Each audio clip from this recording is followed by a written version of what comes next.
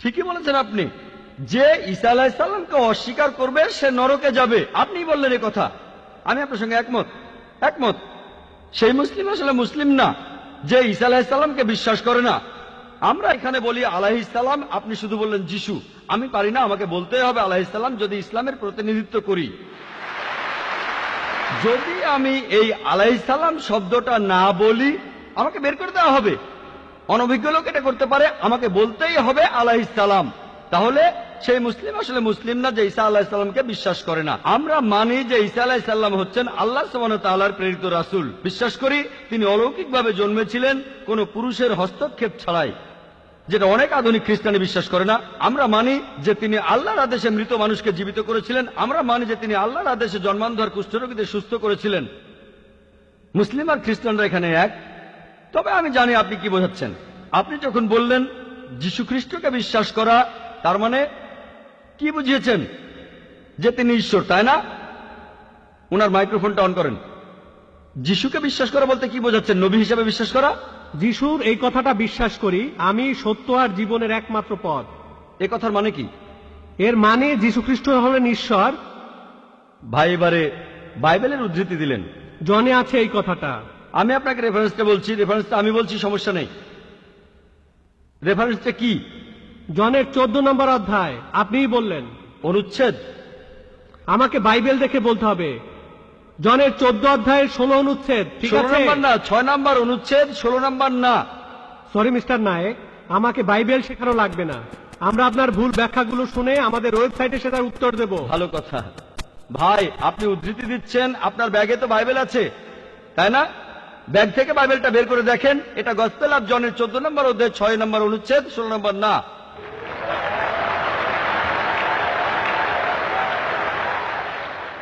আর আপনি বললেন ঈসা মসীহ আলাইহিস সালাম, তিনি বলেছেন যে তিনি ছিলেন ঈশ্বর। আপনার প্রশ্নতে পরে আসছি। প্রশ্নের উত্তরটা দেওয়ার আগে আমি একটা কথা বলে নিই। আমি বাইবেল পড়েছি, গোটা বাইবেলের মধ্যে পরিষ্কারভাবে বলা এমন একটা কথাও নেই যেখানে যিশু বা ঈসা আলাইহিস সালাম নিজে বলেছেন আমি ঈশ্বর আর আমার উপাসনা করো। যদি কোনো খ্রিস্টান আমাকে দেখাতে পারেন গোটা বাইবেলের মধ্যে পরিষ্কারভাবে বলা মাত্র একটি কথা যে ঈসা আলাইহিস সালাম নিজেই বলেছেন যে আমি ঈশ্বর আর আমার উপাসনা করো, তাহলে আমি ডক্টর জাকির নায়েক আজকেই খ্রিস্টান ধর্ম গ্রহণ করব। আমি অন্য মুসলিম ভাইদের পক্ষ থেকে এই কথা বলছি না। আমি আমার মাথাটা তরবারির তলে রাখছি। আমি বিভিন্ন ধর্মের উপর একজন ছাত্র। আপনি বাইবেল পড়েছেন আর আমিও পড়েছি বাইবেল। আপনি বললেন যে আপনাকে বাইবেল শেখানো লাগবে না। ঈসা আলাইহিস সালাম এই কথা নিজে বলেছেন, সত্যকে খোঁজো, সত্যই তোমাকে মুক্ত করবে। ইনশাআল্লাহ আজকে আপনি সত্য দেখবেন আর ইনশাআল্লাহ সত্য আপনাকে মুক্ত করবে। আমি কথাটা আবার বলছি, গোটা বাইবেলে পরিষ্কারভাবে বলা এমন একটা কথাও নেই যেখানে যিশু বা ঈসা আলাইহিস সালাম নিজেই বলেছেন আমি ঈশ্বর আর আমার উপাসনা করো। আপনারা যদি বাইবেল পড়েন, ঈসা আলাইহিস সালাম তার নিজের মুখেই বলেছেন। এটা আছে গসপেল অফ জন 14 নম্বর অধ্যায়ের 28 অনুচ্ছেদে। বলেছেন আমার পিতা আমার চাইতে মহান। গসপেল অফ জন 10 নম্বর অধ্যায়ের 29 অনুচ্ছেদ, আমার পিতা সবার চাইতে মহান। গসপেল অফ ম্যাথিউ 12 নম্বর অধ্যায়ের 28 অনুচ্ছেদ, ঈশ্বরের আত্মার সাহায্যে শয়তানকে তাড়িয়ে দেই। গসপেল অফ লুক 11 নম্বর অধ্যায়ের 20 অনুচ্ছেদ, আমি ঈশ্বরের আঙ্গুলের সাহায্যে শয়তানকে তাড়িয়ে দেই। গসপেল অফ জন 5 নম্বর অধ্যায়ের 30 অনুচ্ছেদ, আমি আমার নিজের থেকে কিছুই করতে পারি না, আমি এখানে বিচার করি আর আমার বিচার সঠিক, কারণ আমি আমার ইচ্ছায় কাজ করি না, আমার পিতার ইচ্ছায় কাজ করি। যদি কেউ বলে সে আল্লাহর ইচ্ছা মতো কাজ করে, সে একজন মুসলিম। ঈসা আলাইহিস সালাম একজন মুসলিম, তিনি নিজেকে ঈশ্বর বলেননি। বুক অব অ্যাক্টসে পরিষ্কার বলা আছে 2 নম্বর অধ্যায়ের 22 অনুচ্ছেদ, বলা হয়েছে হে ইসরায়েলের সন্তানেরা একথা শোনো, নাজারেত শহরের যিশু ঈশ্বর প্রেরিত একজন পুরুষ তোমাদের মাঝে। সে অনেক অলৌকিক কাজ করবে, সেগুলো তাকে ঈশ্বর করাবেন, তোমরা তার সাক্ষী থাকবে। ঈশ্বর প্রেরিত একজন পুরুষ তোমাদের মাঝে, সে অনেক অলৌকিক কাজ করে দেখাবে, ঈশ্বর তাকে দিয়ে করাবেন আর তোমরা তার সাক্ষী থাকবে। তাই বাইবেল স্পষ্ট করে বলছে যে ঈসা আলাইহিস সালাম ছিলেন একজন মানুষ, তিনি আল্লাহ তাআলার প্রেরিত একজন রাসূল, কিন্তু আল্লাহ নন। গোটা বাইবেলের মধ্যে পরিষ্কার ভাবে এমন একটা কথাও নেই যেখানে ঈসা আলাইহিস সালাম নিজেই বলেছেন যে আমি ঈশ্বর, আমার উপাসনা করো।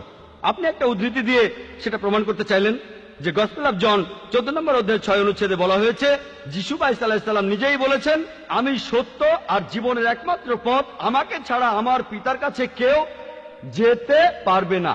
এখানে প্রসঙ্গ ছাড়া উদ্ধৃতি দিচ্ছেন লোকজন পবিত্রকরণের আয়াত নিয়ে প্রসঙ্গ ছাড়া উদ্ধৃতি দেয় দুর্নাম করতে। একইভাবে খ্রিস্টান মিশনারিরা বাইবেলের প্রসঙ্গ ছাড়া উদ্ধৃতি দেয়। আপনাকে একটা সত্য কথা বলি, আপনার বাইবেলটা খোলেন, যদি সন্দেহ থাকে বাইবেলটা খোলেন, প্রসঙ্গ জানতে 1 নম্বর অনুচ্ছেদটা পড়েন। গসপেল অফ জন 14 নম্বর অধ্যায়ের 1 অনুচ্ছেদ বলছে যে তোমরা ভয় পাচ্ছ কেন? যিশু ঈসা আলাইহিস সালাম বলছেন, যদি তোমরা ঈশ্বরকে বিশ্বাস করো তাহলে আমাকে বিশ্বাস করো। আমার পিতার রাজ্যে অনেক প্রাসাদ আছে, আমি সেখানে গিয়ে তোমাদের জন্য জায়গা তৈরি করব। আমি যখন যাব আমি তখন বলবো। শিষ্যরা বলল, আপনি কোথায় যাবেন? তোমরা জানো না আমি কোথায় যাব? তারা বলল না। তখন শিষ্যরা বলল যে আমাদের পথ দেখান, আপনি যেখানে যাবেন। তখন যিশু ঈসা আলাইহিস সালাম বললেন, আমি সত্য আর জীবনের একমাত্র পথ। শিষ্যরা তখন বলল ঈসা আলাইহিস সালামকে যে আমাদের সেই পথ দেখান। ঈসা আলাইহিস সালাম তখন বললেন, আমি সত্য আর জীবনের একমাত্র পথ, আমাকে ছাড়া আমার পিতার কাছে কেউ যেতে পারবে না। আমরা মানি যে নবীগণ যখন এসেছিলেন প্রত্যেক নবী ছিলেন সত্য আর জীবনের দেখানো পথ। সেই নবীদের ছাড়া কোনো মানুষই আল্লাহর কাছে যেতে পারত না। আর যীশু খ্রিস্টের সময়ে আমি বাইবেলের কথা মানছি, যিশু ঈসা আলাইহিস সালাম তিনিই ছিলেন সত্য আর জীবনের একমাত্র পথ। যীশু খ্রিস্টের শিক্ষা ছাড়া কোনো মানুষই তখন আল্লাহর কাছে যেতে পারত না। মুসা নবীর সময়ে তিনি ছিলেন সত্য আর জীবনের পথ। মুসা আলাইহিস সালামের শিক্ষা ছাড়া কোনো মানুষই আল্লাহর কাছে যেতে পারত না।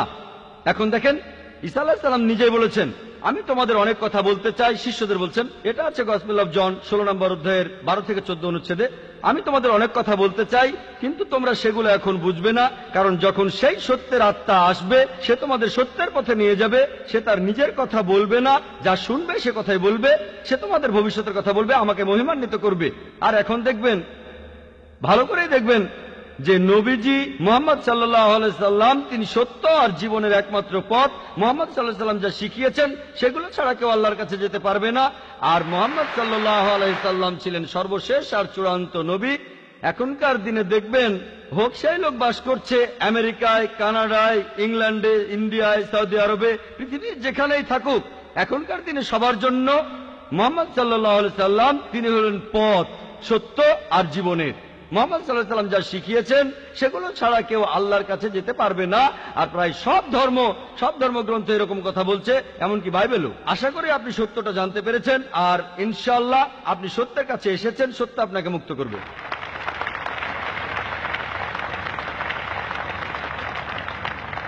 এবারের প্রশ্ন মহিলাদের মধ্য থেকে। কোনো অমুসলিম বোন প্রশ্ন করতে চাইলে তিনি মাইকের সামনে এসে প্রশ্ন করতে পারেন। গুড ইভিনিং স্যার, আমি পেশায় একজন শিক্ষিকা। এছাড়াও আমি ইসলাম ও অন্যান্য ধর্ম নিয়ে রিসার্চ করি। আপনার নামটা কি জানতে পারি? আমি নীলিমা। আপনার লেকচারের জন্য অসংখ্য ধন্যবাদ। তবে আমি কিছু ব্যাপারে একটু জানতে চাই। যেমন আপনি ভবিষ্যৎ পুরাণের কথা বললেন, 3য় খণ্ডের 3য় অধ্যায় 5 থেকে 8 নম্বর শ্লোক। আমি আপনাকে আরেকটা ব্যাপার জানিয়ে রাখি যে হয়তো আপনিও এটা জানেন। ধরেন ঈশ্বর যে নবীকে পৃথিবীতে পাঠান, সেই নবী তার উদ্দেশ্যে বলা ভবিষ্যৎবাণীগুলো পূরণ করবেন। যদি সেই নবী অর্ধেক বা তার কম ভবিষ্যৎবাণী পূরণ করেন, তাহলে তাকে নবী বলা যাবে না। এটা একটা সাধারণ যুক্তির ব্যাপার। এবারে ভবিষ্য পুরাণার কথা বলি। আপনি সেই ম্লেচ্ছ নেতার কথা বললেন, আর বললেন তিনি নবী মোহাম্মদ ছাড়া আর কেউ নন। আচ্ছা, আমি আপনার কথার প্রথম অংশটা মেনে নিচ্ছি, কিন্তু পরের অংশটা আপনি ব্যাখ্যা করে বলেননি। এখন আপনাকে বলি, ম্লেচ্ছ একটা সংস্কৃত শব্দ, আর সংস্কৃত ডিকশনারি অনুযায়ী ম্লেচ্ছ শব্দটার অর্থ অনার্য অথবা পাপী অথবা খারাপ লোক। ম্লেচ্ছ শব্দটার এই 3টা অর্থ হয়।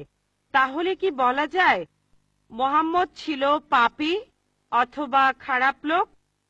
আরেকটা ব্যাপার হলো, এই ভবিষ্যৎবাণীর দ্বিতীয় শর্তটা, সেটা হলো তিনি একটা মরুস্থলে জন্মাবেন।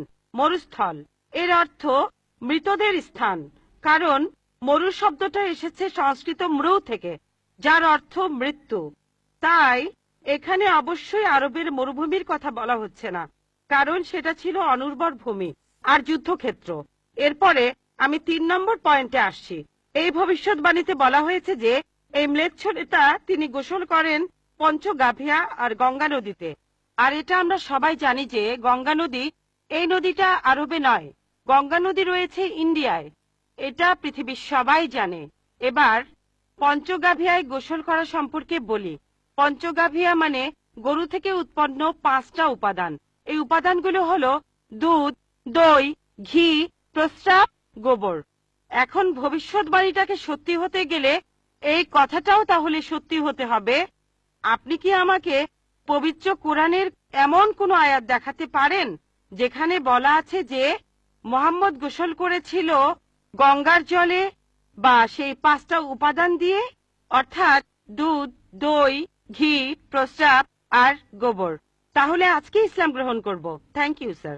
বোন, আপনি ঠিক বলেছেন যে ভবিষ্যৎবাণীর কথা বলা হচ্ছে, যদি তার অর্ধেকের বেশি পূরণ না হয় তাহলে ভবিষ্যৎবাণী ভুল। আমি একমত বোন, আপনার সঙ্গে একমত। আমি আপনার 3টি প্রশ্নের উত্তর দেব, দেখা যাক আজকে আপনি ইসলাম গ্রহণ করেন কিনা। এটাও হতে পারে আপনি আমার সঙ্গে একমত হবেন না। আমি যা বলবো আমি একমত। ম্লেচ্ছ এই শব্দটার 3টি অর্থ আছে। ম্লেচ্ছ এর একটা অর্থ হলো অনার্য অর্থাৎ বিদেশি, আরেকটা অর্থ হচ্ছে পাপী, আরেকটা অর্থ হলো খারাপ লোক। আর দেখবেন ইন্ডিয়ায় হিন্দুরা সাধারণত মুসলিমদের বলে থাকে ম্লেচ্ছ। তারা যখন এভাবে বলে তারা আসলে বোঝায় পাপী আর খারাপ লোক, কিন্তু এর আরেকটা অর্থ হলো বিদেশি। যখন আমি লেকচারে কোনো ধর্মগ্রন্থ থেকে উদ্ধৃতি দেই, সেখানে একটা শব্দের যদি অনেক অর্থ হয়, ব্যাপারটা এমন না ধরেন শব্দটার 4টা অর্থ আছে, তার মধ্যে 3টা অর্থ এখানে খাটে না, মাত্র একটা ঠিক হলেও অর্থ সঠিক হতে পারে। যেমন ধরেন কোরআন বলছে তোমরা শূকর খেও না। আজকে যদি ডিকশনারি খোলেন, এই শূকর শব্দটার একটা অর্থ হলো পুলিশ অর্থাৎ পুলিশ অফিসার, তাহলে একটা অর্থ শূকর, আরেকটা অর্থ পুলিশ অফিসার। তবে কোরআন বাইবেল এটা বোঝায়নি। বাইবেলে বুক অব লেভিটিকাস 11 অধ্যায় 7 থেকে 8 অনুচ্ছেদে আছে, বুক অব ডিউটেরোনমি 14 অধ্যায়ের 8 অনুচ্ছেদে আছে, বুক অব আইজায়া 65 অধ্যায়ের 2 থেকে 5 অনুচ্ছেদে আছে, বলা হয়েছে তোমরা শূকর খেও না। কিন্তু পুলিশকে বোঝায়নি বাইবেল। যদি আপনি বিভিন্ন ধর্মের ছাত্রী হয়ে থাকেন, যদি 10টা অর্থ থাকে সেখানে একটা অর্থও খাটে, দেখতে হবে সেটা সঠিক কিনা। 2টো সঠিক হতে পারে, 3টা সঠিক হতে পারে, সবগুলো সঠিক হতে পারে, কিন্তু যদি মাত্র একটা অর্থ সঠিক হয় এতেও ভবিষ্যৎবাণীটা ফলে যেতে পারে। আমি আপনার সঙ্গে একমত যে ম্লেচ্ছ এর একটা অর্থ অনার্য, ইন্ডিয়ানদের দিক থেকে একজন বিদেশি। আর আমি আমার লেকচারে তখন বলেছিলাম ম্লেচ্ছ শব্দের অর্থ হচ্ছে বিদেশি। আর আপনি ভুল পথে গিয়ে বলছেন এখানে ম্লেচ্ছ মানে হচ্ছে পাপী। আপনি আসলে এখানে ভুল বুঝেছেন বোন। যদি আপনি বলেন কোরআন আর বাইবেল বলছে পুলিশদের খেও না, তার মানে আপনি বিভিন্ন ধর্মের উপর ছাত্রী নন, আপনি তাহলে এক পেশে। একটা অর্থে যদি ভবিষ্যৎবাণীটা পূরণ হয়, আরেকটা কথা যদি সন্দেহ থাকে, আমি আরো 10টা পয়েন্টের কথা বলেছি, সবগুলোকে খণ্ডন করতে পারবেন না। আরেকটা বললেন মরুস্থল, এটার একটা অর্থ আমিও একমত, মৃতদের স্থান। তবে সংস্কৃতিতে মরুস্থল শব্দটার আরেকটা অর্থ হচ্ছে বালুময় স্থান। আপনি আজকে ডিকশনারি চেক করেন, সেখানে দেখবেন আমাদের ইসলামিক রিসার্চ ফাউন্ডেশনে এখানে সংস্কৃত ডিকশনারিও আছে। আমি বিভিন্ন ধর্মের উপর ছাত্র, এটা মানছি যে একটা অর্থ হচ্ছে মৃতদের স্থান, আরেকটা অর্থ হচ্ছে বালুময় স্থান। কিন্তু ভুল অর্থটা আপনি নিচ্ছেন কেন? তাহলে তো আপনি ভুল পথে চলে যাবেন। যদি পারমুটেশন আর কম্বিনেশন গুলো দেখেন, অন্য যে পয়েন্টগুলো বলেছি সেগুলো পুরোপুরি সঠিক। এখানে আপনাকে সঠিক উত্তরটা বেছে নিতে হবে। তাহলে মরুস্থল শব্দটার একটা অর্থ হলো বালুময় স্থান বা মরুভূমি। আপনার 3য় প্রশ্নতে আসি, আপনি ইসলাম গ্রহণ করবেন ইনশাল্লাহ। 3য় প্রশ্নটা, আমি যে ভবিষ্যৎবাণীটার কথা বলেছি যে নবী মোহাম্মদ সাল্লাল্লাহু আলাইহি সাল্লাম পঞ্চগর্ভে গোসল করেছিলেন গঙ্গা নদীতে, এখানে বুঝে নিতে হবে যখন আমরা বলছি যে হিন্দুদের রীতি অনুযায়ী যে কেউ পঞ্চগর্ভে বা গঙ্গায় গোসল করবে তার অর্থ বিশুদ্ধ হবে। একটা অর্থ শারীরিকভাবে গঙ্গায় ডুব দিলেন, আমারও মনে হয় না নবীজি ইন্ডিয়া এসে গঙ্গায় ডুব দিয়েছিলেন।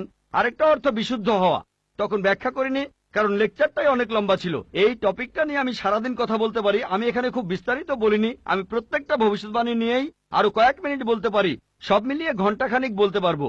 এখানে পঞ্চগর্ভে গোসল করা মানে হচ্ছে বিশুদ্ধ হওয়া। এখানে প্রসঙ্গটা বুঝতে হবে, শারীরিকভাবে গোসল করার অর্থ এখানে বলা হয়নি। আর আপনি গঙ্গার পানিতে ডুব দিলেই বিশুদ্ধ হয়ে যাবেন এমন কোনো নিশ্চয়তা নেই, বিশুদ্ধ না হওয়ার সম্ভাবনাই বেশি। এটা হচ্ছে হিন্দুদের রীতি অনুযায়ী বলা। তাই এখানে ভবিষ্যৎবাণীটা বলছে যে নবী মোহাম্মদ সাল্লাল্লাহু আলাইহি সাল্লাম পঞ্চগর্ভে গোসল করেছিলেন। তার মানে এই না যে তিনি এখানে এসেছিলেন, মানে হলো আল্লাহ তাআলা তাকে বিশুদ্ধ করেছিলেন। আমরা বিশ্বাস করি যে আল্লাহ তাআলার সকল নবী, সকলেই হোক তিনি মুসা, বা ঈসা আলাইহিসসালাম অথবা মুহাম্মদ সাল্লাল্লাহু আলাইহি সাল্লাম তারা সকলেই ছিলেন মাসুম, তারা ছিলেন নিষ্পাপ, ছিলেন বিশুদ্ধ। তাহলে আল্লাহর সকল নবী, আল্লাহ যাদের পৃথিবীতে পাঠিয়েছিলেন, আমরা মানি যে তারা সকলেই নিষ্পাপ, সকলেই মাসুম, সকলেই বিশুদ্ধ। তাহলে আপনার উত্তরটাও পেলেন। আশা করি ইনশাআল্লাহ আপনি ইসলাম গ্রহণ করবেন বোন।